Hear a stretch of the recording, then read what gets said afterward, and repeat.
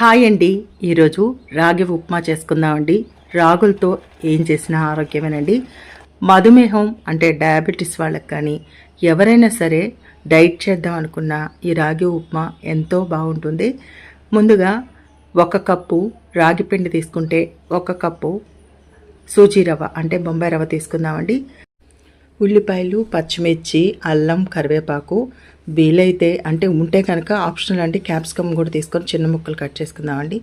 ఇప్పుడు గిన్నె తీసుకొని దాంట్లో నూనె వేడి చేసి తిరగమాత గింజలు వేసుకొని బాగా వేయించుకున్నాక ఉల్లిపాయలు, పచ్చిమిర్చి, కరివేపాకు అన్నీ కూడా వేసి వేగనివ్వండి.